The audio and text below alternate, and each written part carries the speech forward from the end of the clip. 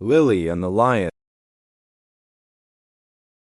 A merchant, who had 3 daughters, was once setting out upon a journey. But before he went, he asked each daughter what gift he should bring back for her. The eldest wished for pearls, the second for jewels. But the third, who was called Lily, said, "Dear father, bring me a rose." Now it was no easy task to find a rose, for it was the middle of winter. Yet, as she was his prettiest daughter and was very fond of flowers, her father said he would try what he could do. So he kissed all 3 and bid them goodbye. And when the time came for him to go home, he had bought pearls and jewels for the 2 eldest, but he had sought everywhere in vain for the rose. And when he went into any garden and asked for such a thing, the people laughed at him and asked him whether he thought roses grew in snow. This grieved him very much, for Lily was his dearest child. And as he was journeying home, thinking what he should bring her, he came to a fine castle. And around the castle was a garden, in one half of which it seemed to be summertime, and in the other half winter. On one side the finest flowers were in full bloom, and on the other everything looked dreary and buried in the snow. "A lucky hit," said he, as he called to his servant, and told him to go to a beautiful bed of roses that was there, and bring him away one of the finest flowers. This done, they were riding away well pleased, when up sprang a fierce lion, and roared out, "Whoever has stolen my roses shall be eaten up alive." Then the man said, "I knew not that the garden belonged to you. Can nothing save my life?" "No," said the lion, "nothing, unless you undertake to give me whatever meets you on your return home. If you agree to this, I will give you your life, and the rose too for your daughter." But the man was unwilling to do so, and said, "It may be my youngest daughter, who loves me most, and always runs to meet me when I go home." Then the servant was greatly frightened, and said, "It may perhaps be only a cat or a dog." And at last the man yielded with a heavy heart, and took the rose, and said he would give the lion whatever should meet him first on his return. And as he came near home, there was Lily, his youngest and dearest daughter, that met him. She came running and kissed him and welcomed him home. And when she saw that he had brought her the rose, she was still more glad. But her father began to be very sorrowful, and to weep, saying, "Alas, my dearest child, I have bought this flower at a high price, for I have said I would give you to a wild lion. And when he has you, he will tear you in pieces and eat you." Then he told her all that had happened, and said she should not go, let what would happen. But she comforted him and said, "Dear father, the word you have given must be kept. I will go to the lion and soothe him. Perhaps he will let me come safe home again."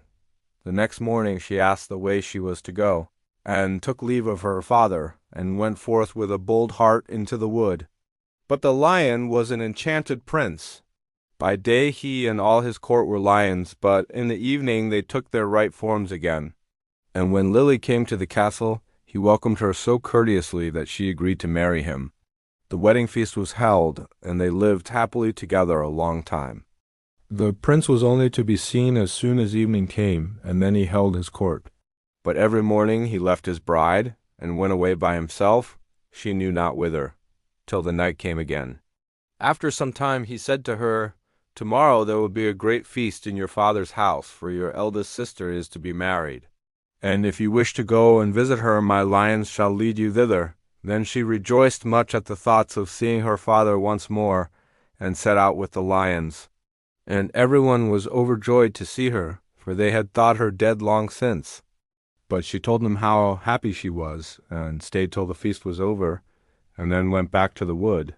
Her second sister was soon after married, and when Lily was asked to go to the wedding, she said to the prince, "I will not go alone this time, you must go with me." But he would not, and said that it would be a very hazardous thing, for if the least ray of the torchlight should fall upon him, his enchantment would become still worse, for he should be changed into a dove, and be forced to wander about the world for 7 long years. However, she gave him no rest, and said she would take care no light should fall upon him. So at last they set out together, and took with them their little child. And she chose a large hall with thick walls for him to sit in while the wedding torches were lighted. But unluckily no one saw that there was a crack in the door. Then the wedding was held with great pomp, But as the train came from the church, and passed with the torches before the hall, a very small ray of light fell upon the prince. In a moment he disappeared, and when his wife came in and looked for him, she found only a white dove. And it said to her, 7 years must I fly up and down over the face of the earth, but every now and then I will let fall a white feather that will show you the way I am going. Follow it, and at last you may overtake and set me free. This said, he flew out at the door, and poor Lily followed. And every now and then a white feather fell, and showed her the way she was to journey. Thus she went roving on through the wide world, and looked neither to the right hand nor to the left, nor took any rest for 7 years. Then she began to be glad, and thought to herself that the time was fast coming when all her troubles should end. Yet repose was still far off, for one day as she was traveling on she missed the white feather, and when she lifted up her eyes she could nowhere see the dove. Now, thought she to herself, no aid of man can be of use to me. So she went to the sun and said, Thou shinest everywhere on the hill as top, in the valley as depth. Hast thou anywhere seen my white dove? No, said the sun, I have not seen it. But I will give thee a casket open it when the hour of need comes. So she thanked the sun, and went on her way till eventide. And when the moon arose, she cried unto it, and said, Thou shinest through the night, over field and grove. Hast thou nowhere seen my white dove? No, said the moon, I cannot help thee, but I will give thee an egg breaket when need comes. Then she thanked the moon, and went on till the night wind blew. And she raised up her voice to it, and said, Thou blowest through every tree and under every leaf. Hast thou not seen my white dove? No, said the night wind, but I will ask 3 other winds. Perhaps they have seen it.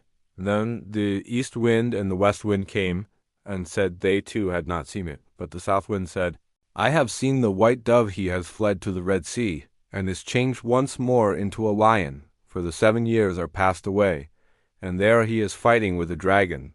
And the dragon is an enchanted princess who seeks to separate him from you. Then the night wind said, I will give thee counsel.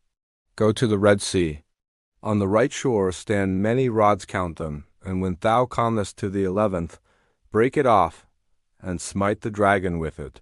And so the lion will have the victory, and both of them will appear to you in their own forms. Then look round, and thou wilt see a griffin, winged like bird, sitting by the Red Sea. Jump onto his back with thy beloved one as quickly as possible, and he will carry you over the waters to your home. I will also give thee this nut, continued the night wind. When you are halfway over, throw it down, and out of the waters will immediately spring up a high nut tree on which the griffin will be able to rest. Otherwise he would not have the strength to bear you the whole way. If, therefore, thou dost forget to throw down the nut, he will let you both fall into the sea. So our poor wanderer went forth, and found all as the night wind had said. And she plucked the 11th rod, and smote the dragon, and the lion forthwith became a prince, and the dragon a princess again. But no sooner was the princess released from the spell, than she seized the prince by the arm, and sprang on to the griffin's back, and went off carrying the prince away with her. Thus the unhappy traveler was again forsaken and forlorn.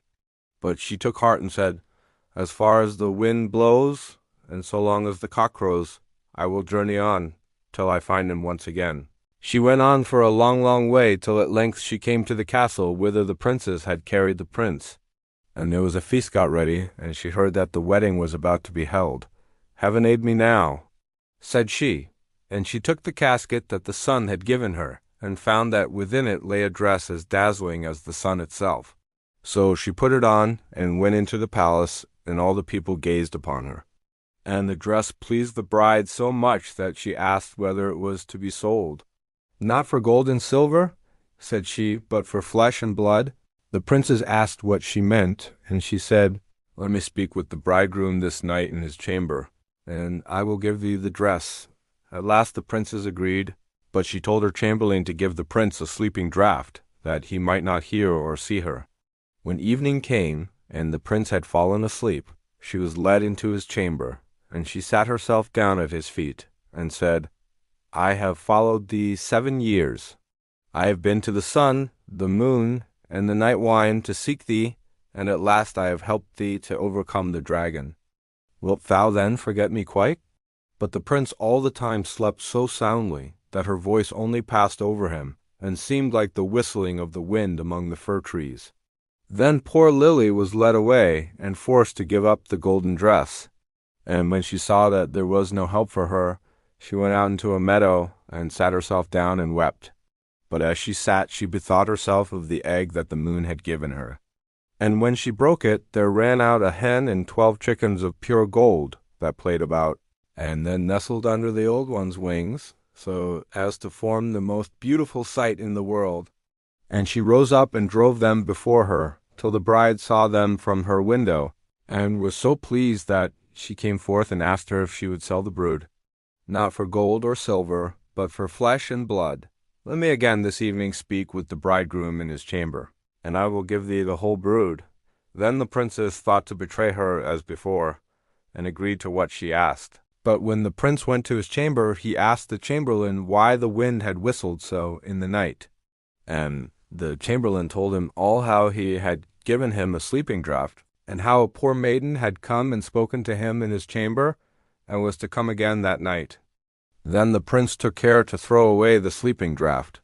And when Lily came and began again to tell him what woes had befallen her, and how faithful and true to him she had been, he knew his beloved wife's voice, and sprang up, and said, "You have awakened me as from a dream, for the strange princes had thrown a spell around me, so that I had altogether forgotten you. But heaven hath sent you to me in a lucky hour." And they stole away out of the palace by night unawares, and seated themselves on the griffin, who flew back with them over the Red Sea. When they were halfway across, Lily let the nut fall into the water, and immediately a large nut tree arose from the sea, whereon the griffin rested for a while, and then carried them safely home. There they found their child, now grown up to be comely and fair. And after all their troubles, they lived happily together to the end of their days.